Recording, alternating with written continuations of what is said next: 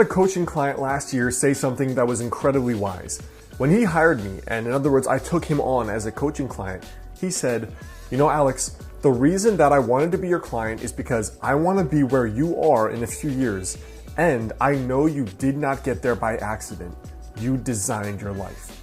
And I thought that was extremely wise and spot on, because the thing is, so many of us wake up when we're 20 or 30 or 40 or 50 and realize we don't even know why we got here or how we're here. And we know for sure that this is not where I wanted to be, where we wanted to be years and years ago. Now in this video, I want to share my personal process I use for not only scripting the direction of your life, but how I reinvented my own life and consciously created it from 26 until 30.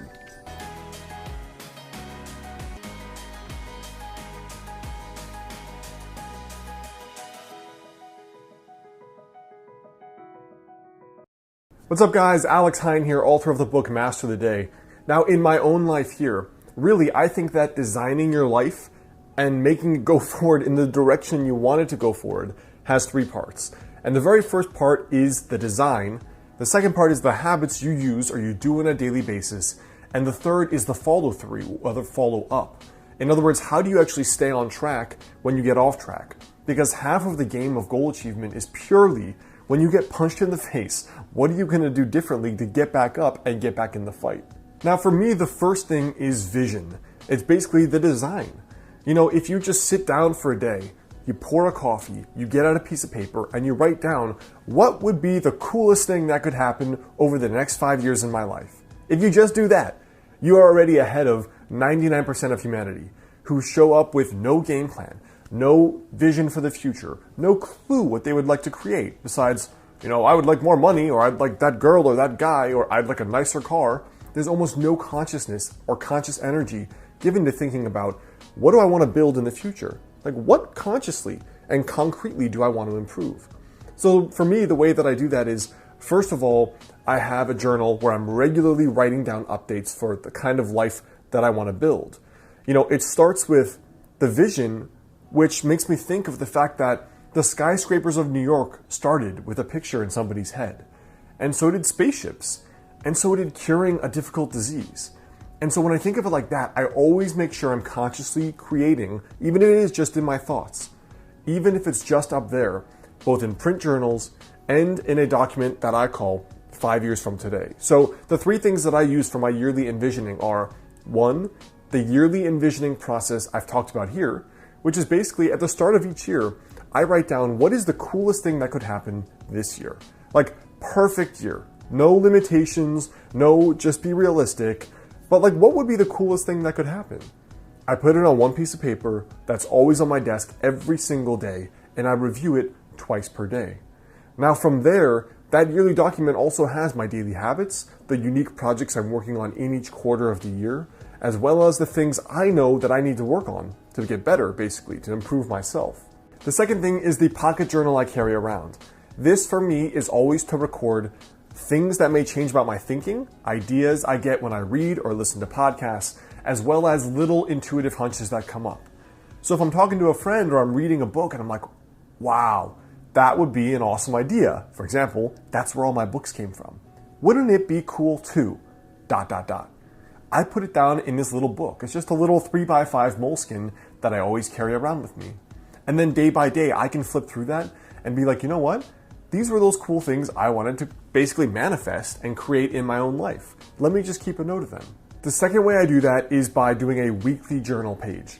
Now the weekly journal page is just a strategy page, which I talked about in my recent video on journaling for success. And in that strategy page, it's basically, where are you, Alex? Where do you want to be? And are those habits you're doing every day sufficient enough to actually get you there? So the whole point of this journal page is reflection. You're doing this, are you still on track? If not, what has to change?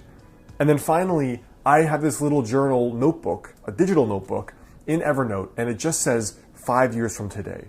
Now, I don't really stick with that idea of 5 years from today, but the point for me is, where do I want to go? In what direction?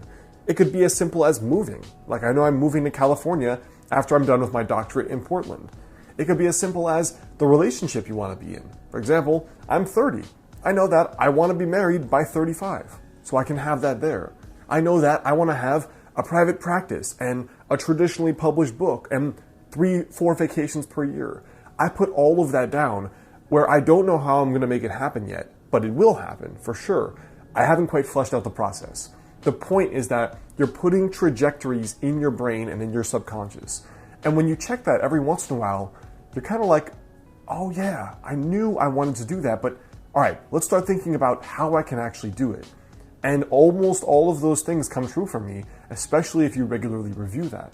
Now, the second piece here is your habits. So the daily action steps that you're going to actually do to make that a reality.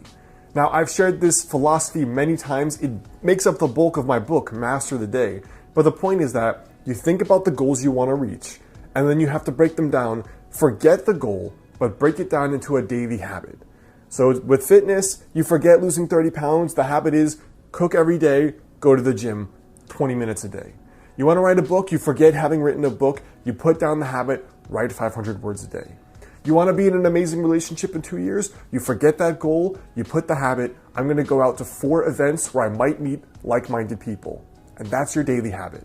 So you bring it back to, what do I have to do today? Now, the way I track that is a combination of ways. So not only in that yearly visioning document do I put that, I also record it in Evernote. And the reason I do that is because every Thursday, I have a 30 to 45 minute mastermind call. Now, I've had a personal mastermind for over 4 years now, every single week. And it's basically started when I started my business because that was so difficult for me. But it progressed to, like, are you happy? Are you building the life you want? Is your ladder up against the right wall, as the saying goes? Because you might climb the ladder of success and realize you climbed the wrong ladder and you're not where you want to be. So it's also about conscious goal setting and being crystal clear on the path forward, making sure you're going down the right path you want to be down. So I actually have a maximum of 3 goals per year and then 3 habits per goal. For example, the goals are often much more complex than you think. Like, let's say you've only been sleeping 5 hours a night. Well, your daily ritual may have to be, I'm going to disconnect from the computer at 11, I'm not going to have coffee after 5, and I'm not going to stress myself out with homework or with work after a certain time. It may take a few habits. Just like doing well in school or high performing at your work may also be more than one habit. It may mean I'm going to study this study strategy every day and apply that. Or I'm going to do an extra 1 hour of work per day or self-study or something else. The way that I personally do it is just 3 habits per actual goal. And those I track in a weekly scorecard document, which is, these are the 3 things, did I do them Monday through Sunday? And then when I get to my Thursday night mastermind, we all get on the phone and I basically give a report. I did this 50% of the time, 90% of the time. This is what didn't work. This is what I have to improve. And then the third part for me about consciously designing your life and going forward is really just 2 things. It's the follow through to make sure you actually do these things. And then number 2, it's following little intuitions about when you have to pivot. So the way I keep the follow through going is every night I do a little Master the Day journal page. The journal's not out yet, but I still have a print kind of document that I use for tracking, did I do this? Where do I have to improve myself? The Thursday Mastermind, which is a 45-minute call, we use Uber Conference for free. You could do the exact same with a few of your friends or people online. My very first mastermind was totally online people I had met that were other internet entrepreneurs. Now from there, I have the Thursday Mastermind, I have the weekly strategy journal page, and I have my daily habit tracking. And besides those 3 things, all I do is carry around that little pocket Moleskine journal I told you about, because then I feel like if something doesn't feel right at all, like you're off track, you don't like this job, you're dating someone and you realize something's not right, I write down the intuitions because I can't always consciously articulate the next move.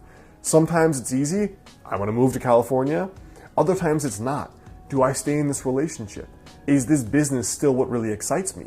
Am I proud of all the work I've created? Those are things that may be better governed by your intuition and better understood. So I just keep a log of all the little intuitive impressions, and then I systematically explore them more, and then I take time to just go through them and see what's behind them and unpack them. So I hope that helps you guys. That's a little bit about my process for consciously scripting your life, which has been my whole shtick for a while. And that's really the thing that made the biggest difference for me going from 24 or 25, where I had done nothing impressive with my life, very average student, hadn't done much besides traveled, to now really contributing and producing a lot and having had a productive life the last 5 or so years. Now, before you go, I want you to leave a comment there below.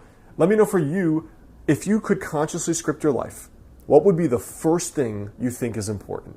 Hey guys, well, one of the things that goes along with being in sage mode, like I talk about here, is being calm and being sage. Now, the Biomat is a pad you can put on your bed or on the floor, which uses technology that was actually discovered by NASA to help you reduce stress and fatigue. Now, it produces negative ions, which are considered nature's energizer.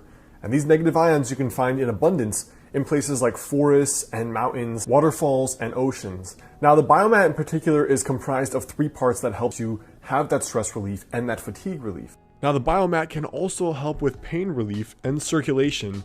It is FDA cleared, and one of the cool things is that it profoundly affects both the nervous system while also promoting deep relaxation. So it kind of has this dual energizing and relaxing effect. Also, the people at the Biomat store recommend and encourage you to call for personalized customer service and advice. It's kind of unique among companies now that basically don't want to deal with you, so that is worth investigating as well. And like some customers have said, it's really restorative. So a direct quote from one person was that it's the world's greatest power nap. Check out the Biomat link here on the screen or in the description box there below if you'd like to find out more information on it.